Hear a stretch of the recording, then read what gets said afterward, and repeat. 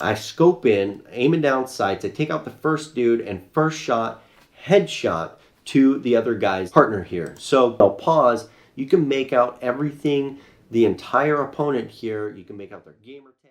We're going to be talking about this M28U from Gigabyte. This is a 4K 144 hertz gaming monitor that's console ready, and I've got some good surprises for you guys, so stick through the entire video. We're going to be going from what I found from the start to the finish, and we're going to test it out on both PC in many different fashions. We're going to test the performance all the way through, and then we're going to do a bit of testing here with console, and I'll give my 2 cents there and if it's worth buying for the $599, which is actually a pretty dang good price. So I've definitely put this monitor through its paces. I've had it for about 2 weeks now, and I've used it as a daily driver since I first got it. If you have any questions, put them down below, and I will definitely do my best to answer. I would also like to mention that we have a great Facebook group called OnlyNerds by TechCessory. There's a link down below. If you have some in-depth questions and you want more than just my answer, go ahead and go to that group, join that group, and we'll help out as much as possible in answering your question. And as always, you guys, subscribe to the channel. That's how we keep making this content and keep things moving forward. So I appreciate those that have, and let's jump in.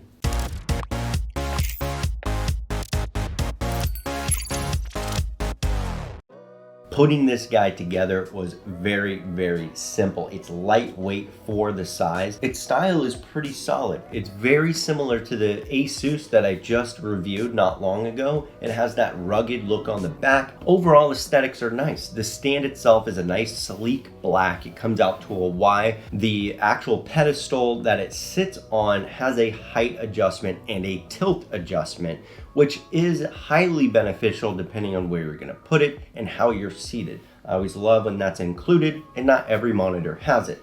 So for I/O, what you get out of this monitor is actually astounding. So what we have is your headphone, which there are onboard speakers, which I tend not to utilize because they always sound pretty terrible. You get 2 HDMI 2.1s, you get a display port, you get Type-C, you get Thunderbolt, and then you get 3 USB 3.0s, because again, this is that KVM style. So those USB 3.0s actually are for peripherals. In jumping into specs, there's definitely nothing lost as far as specs go with this monitor for the price that it is. So what we have is an IPS panel. It is of course 4K. It is 144 hertz. It's an 8-bit color depth with dithering, so you do get HDR functionality. We'll touch base on that a little bit later in the performance for it. It is also a 1 millisecond response rate, which is kind of the standard for today.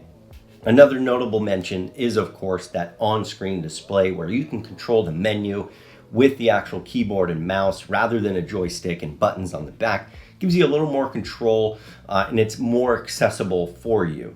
So one last thing I'd like to mention is the fact that it does have good wire management in the back. It's got this nice port in the middle of the stand that allows you to route all your cables, and it's big enough to fit in some of your power cables that have a larger head on them, and that was a huge benefit because it allows me, rather than wrapping cords around and then finding a place for them to go, it just passes right through that middle column, and it's super easy to manage down the desk or over to the computer. For me, the setup in the menus, they're good. The menus are very easy to navigate. They have a lot of options as far as calibration. They have black level calibration. They have the 6-axis color calibration. You do have to make sure that you're on like a custom preset if you want access to all of those calibration tools, all of the settings within the menu. And then of course, as always, in HDR, you lose some capability of calibration, but it actually has more calibration than most of the other monitors that I've reviewed in the past probably 6 months.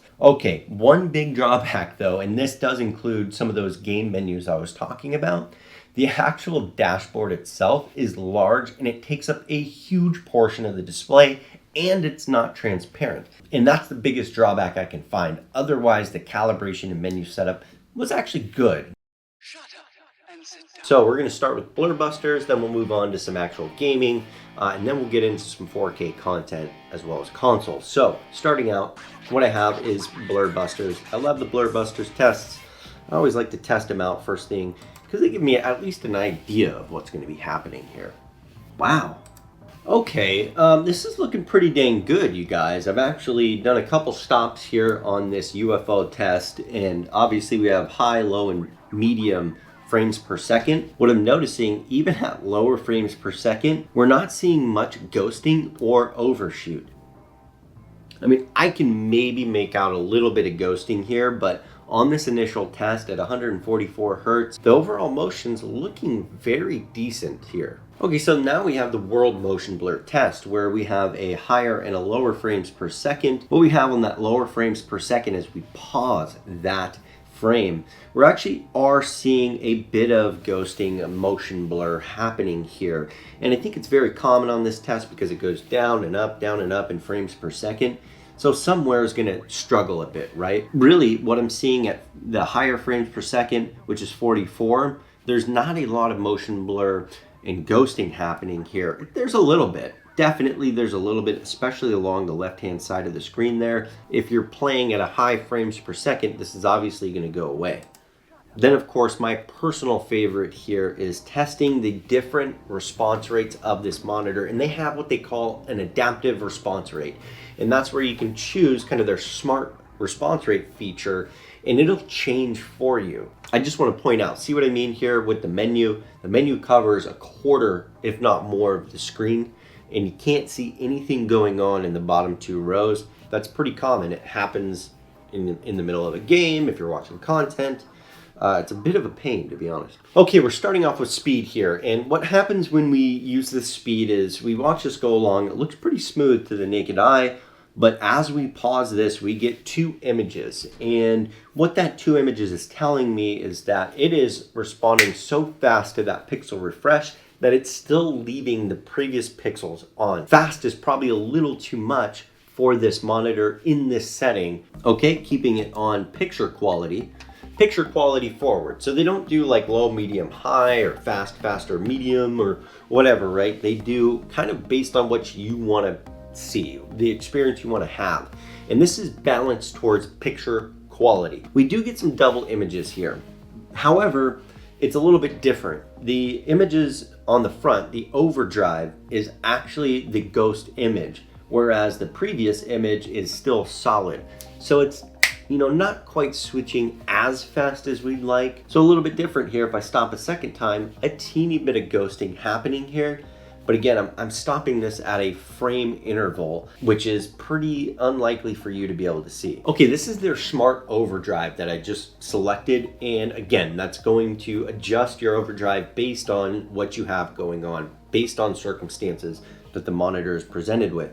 So let's review this. First pause, almost zero ghosting or overdrive. So that smart overdrive seems to be working pretty dang well. But I pause again and minimal overshoot here. It's not as bad as the two previous settings that we used, which was like the balanced and then picture quality. At least for higher frames, the smart overdrive seems to be one of the best. Okay, with overdrive off, I'm impressed. I'm actually looking at this and the refresh rate is solid, right? Low, medium, high.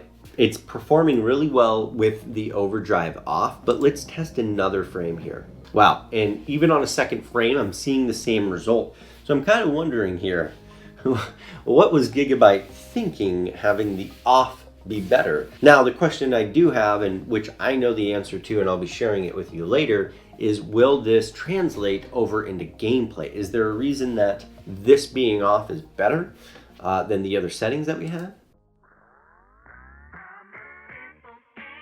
Jumping into gameplay, this is kind of where the monitor takes a turn downward a bit. Now, don't go anywhere because it's not a bad monitor. There's still a lot of benefits here, but I want to mention this because I want to be real and give you a real world experience. Kind of linked to that calibration and getting into Borderlands, the color, the vibrance, the accuracy, and the contrast really weren't as good as some of the other monitors I tested. But if you notice, it's a little dark in some areas. The blues don't quite pop, the greens don't quite pop. It kind of just melds together to a degree. Overall, the gameplay was smooth, you know, to be expected with 144 hertz capability. Overall, I'd say it performs well in most scenarios, and in some maybe a little falls behind.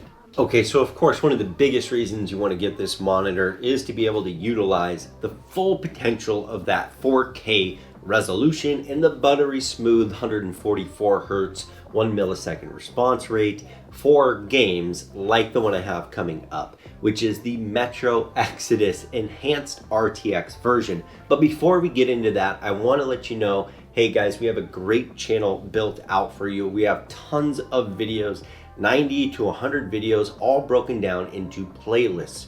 So go to the homepage, check out those playlists, find a topic or an event series that you enjoy, go check them out. There's tons of helpful links. Hit that subscribe button, like the videos, of course, that you enjoy, and please comment if you have any questions or just want to give some input. And thank you to all of you that already do all of those things. Without you, we wouldn't be where we are. So let's jump into the Metro Exodus Enhanced, and of course what I've done here is I've maxed out every available setting for this monitor. I've even turned on HDR in the game and done some side-by-side comparisons, and what I noticed is, and we can see it here, let me go through and we'll kind of look at, so right here is a great example of HDR on, HDR off, and as I turn HDR on, it actually brings out a lot more depth in that color within this game, but it brings that darkness down quite a bit. And this is where the HDR calibration actually benefits you a bit, because you can turn up the brightness and contrast here, which gave me some good capability of pulling out those dark areas and getting just a more vibrant full color. And that's where I think this monitor excels, is there is a difference in HDR. And if you calibrate it correctly, you're actually going to get some awesome benefits. Overall though, for Metro Exodus Enhanced, like, this is probably my favorite monitor that I've used so far because of that HDR feature, at least within reason and factoring in price. So as always, we want to get down to the nitty gritty with response rate. And there's no better game, in my opinion, than Call of Duty or something along those lines. CSGO, whatever it is, Battlefield. So what I have here is some Warzone, and I'm just dropping in, playing a little bit of games, testing out the motion overall, seeing where the drawbacks are and where the benefits are. But I'm dropping in here, and I'm pausing. And I'm going to pause on a few of these frames. I'm going to turn up to this guy here. I'm turning, and as I'm getting shot, I'm actually still able to make out his character. I don't see a ton of ghosting or motion blur happening here. Okay, getting into this interaction here, I'm falling, I've just dropped in, and I'm tracking this guy, and I'm doing a pretty terrible job. Let's be honest, my aim kind of sucks. I haven't played in a little while, so I take my sniper out and I miss this guy. But what I notice is aiming down sights and following the motion, I'm tracking this dude perfectly, and I still tend to miss anyways. All right, I have one more interaction here, and it's where I'm trying to snipe this guy, and I hear somebody coming into the building that I'm in, and I know he's coming in. So what I do is I take a few kind of evasive maneuvers and try to react to him jumping in. And pretty quick paced, up close action. We do see a teeny bit of like ghosting as he jumps in the room.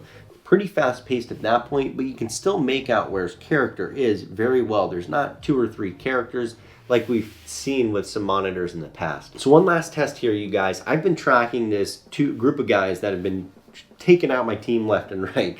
And I kind of went around here, I found them, and I'm far away. I'm up in the stands in the stadium here. They don't see me. I'm behind them, so I get the drop on them. This is textbook. I'm a little bit further away, and the previous Asus monitor that we reviewed, the 1440p 165 hertz, in this scenario, I was barely able to make out the characters. But on this monitor, I was able to make them out so well. I scope in, aiming down sights, I take out the first dude, and first shot, headshot to the other guy's partner here. So I'll pause. You can make out everything, the entire opponent here. You can make out their gamer tag, you can make out their character, and I can even track his buddy here just to the right of him.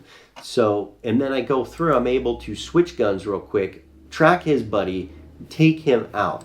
Solid performance because this monitor gave me the fidelity, the contrast, the motion capability, the color capability, all of that equals a good performance in game.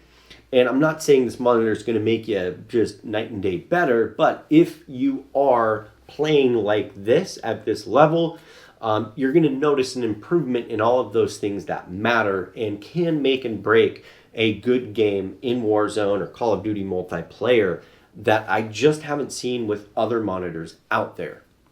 So a lot of you probably clicked on this video because you're most interested in console gaming using HDMI 2.1, getting that full 120 Hertz out of your Series X, PS5, Series S. And I have some good news to report to you. This is pretty dang plug and play. You know, you can see here I'm getting between 100, 120 Hertz. My score for console gaming is this Gigabyte is a beast, and budget options for 4K 120 Hertz is the best. All right, so thanks for sticking with me throughout this entire video. We've covered quite a bit, some benefits, some shortcomings, some in-depth features, some in-depth performance metrics, and I'm gonna wrap it all up by giving you kind of the top 3 benefits and then the top 3 kind of downsides to this monitor. But before we do that, I just wanna let you guys know that we have a great channel built out for you. Tons and tons of playlists around different topics, different products, new product reviews, everything like that is on the channel built out for you in playlist format. So go to that home page, hit the subscribe button, and check out some of those playlists. I appreciate those that already do. Without you, of course, we wouldn't have this channel today. So with that said, let's get into the bottom 3 negatives about this monitor. So the first downside / negative to this monitor is going to be related to the resolution, HDR, and kind of color capability. If you are a stickler for fidelity and HDR capability and things like that, then you are definitely going to want to stay away from this monitor. This is how Gigabyte got the cost of the monitor down. They took HDR performance, color capability, things like that, and they kind of lowered the performance there on the parts inside the monitor in order to give you a better price. That being said, if you're coming from something that's 1080p, if you're coming from something that's like a budget 1440p, you're actually going to see a noticeable upgrade.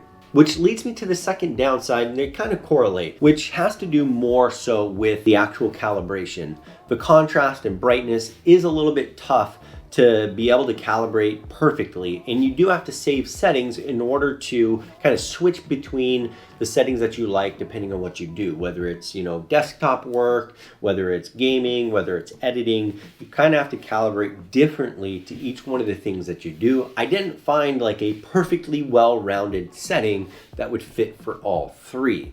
And then of course, the last downside, the third, is going to be the actual menus themselves. The fact that they take up such a big portion of the display. It's solid black with white text and it covers your display and it looks terrible. It's distracting. Okay, enough about the downsides. Let's talk about the positive, because I think the positives outweigh the negatives by a pretty big shot, which leads me to the first positive, the price. The price is $599. But I dare you to go out there and find a new in-box HDMI 2.1 4K 144 Hertz monitor that's cheaper than this, that offers the same level of performance. It just doesn't exist. The second is going to be the fact that once this monitor is calibrated to your liking, like we saw in Metro Exodus Enhanced, it is by far a great monitor. And in fact, the only display that I've used that's better than this is my Q80T from Samsung, and that's a 4K 120 Hertz TV. And of course, number 3 is going to be the I/O galore. I mean, if you are looking for a monitor that has inputs for anything that you want to do, this is one of those monitors. It has your headset, it has your HDMIs, 2 of them, HDMI 2.1, has your display port, has your USB-C, has Thunderbolt, has, what else does it have? USB 3.0, 3 of them, so you can actually plug in your peripherals. And most of those things are not common. So if you're looking for like an all-around Swiss Army knife of monitors that works great for consoles, great for PC, great for people who want to get a little more in depth with their projects, then this Gigabyte M28U is probably your speed. I think the upsides outweigh those downsides by a long shot.